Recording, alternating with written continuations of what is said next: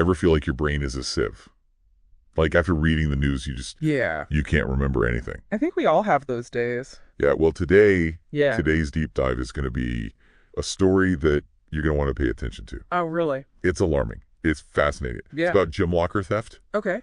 but it's got this digital twist that's going to make you rethink every PIN code you have. Oh, wow. So I'm intrigued. this is all coming from a recent case in London, and basically we're going to unpack how this thief operated, the impact on the victims, Okay. and most importantly, what you can learn to protect yourself. Sounds good. So this guy, Hmm. Declan Murphy, targeted these upscale gyms in London, like Third Space and Nuffield Health. Okay. And he got in using fake memberships. Hmm. But here's the really clever part.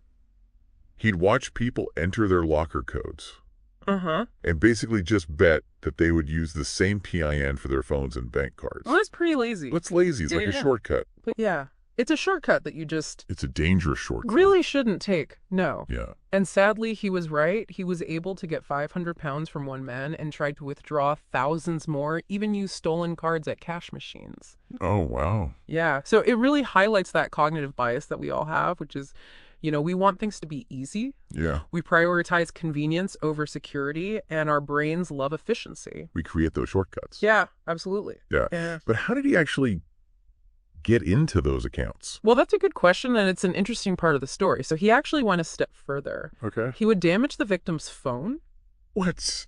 often by soaking it in water Oh my gosh. to delay them checking their bank accounts. That's devious. It is. But this tactic is not new. Criminals have been exploiting this same pin-in vulnerability for years. Wow. But it really does highlight that in an increasingly digital world, our security habits need to evolve as well. Yeah. And, the article mentions one victim in particular, a man who lost 500 pounds. But there was more to it than just the money wasn't there. Yeah, so this victim had recently lost his wife to cancer, Oh, gosh. and the theft really compounded his vulnerability At a really at an already incredibly difficult time. horrible time. Yeah. And it just goes to show that even what we think of as small crimes can have this Big impact. ripple effect, adding to someone's stress and anxiety. Right. And we often just focus on the financial aspects of these crimes, Right. but the emotional toll can be significant.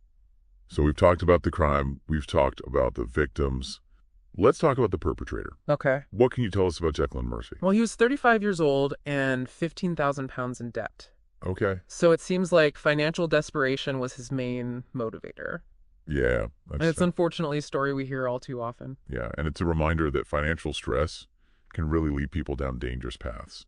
Yeah. And, it underscores the importance of seeking help and support. Yeah. When you're facing debt, whether that's through financial advisors or credit counseling, Or even family and friends. or even talking to friends and family. Yeah, absolutely. There are resources out there. Yes. You just have to reach out. Exactly. Okay. So the article mentioned that he received a criminal behavior order in addition to his prison sentence. Yeah. What does that entail? So a criminal behavior order is a legal tool in the UK Okay. that is used to restrict an offender's activities Okay. after release from prison. Okay. And in this case, it means that he is banned from entering those specific gyms Okay. for 6 years. Okay. It's a way to protect potential victims and prevent further offenses.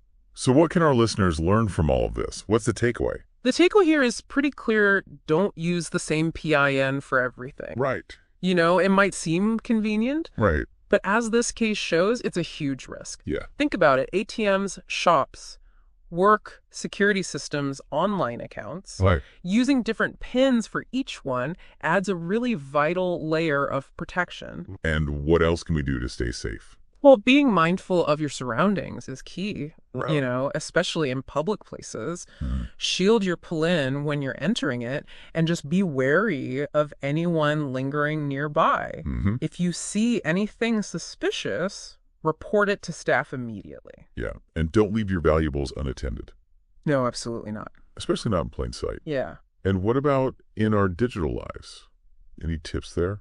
Yeah, definitely consider using a password manager. Okay. It generates and stores strong, unique passwords for all of your accounts. Mhm. So you don't have to remember a dozen different combinations, Ah, and enable two-factor authentication okay. whenever possible. Right? It adds an extra layer of security by requiring a second form of verification, like a Yeah. code sent to your phone before you can log in. Yeah, so this case focused on gyms. Yeah, But this could happen anywhere, right? absolutely. I mean, think about it. Someone watching you enter your PIN on at a store, Yeah. then following you to your next stop. Oh, gosh. Yeah. So think about the places you use PIN codes and how you can strengthen your security habits. Knowledge is power. Absolutely. And by understanding these tactics, You're already ahead of the game. yeah. So next time you're at the gym, at a store or anywhere, you need a PIN. Right. Remember Declan Murphy. Yeah. And keep those pins unique. Unique and safe. Stay aware of your surroundings. Yes. Let's all work together to make those would-be thieves work a lot harder.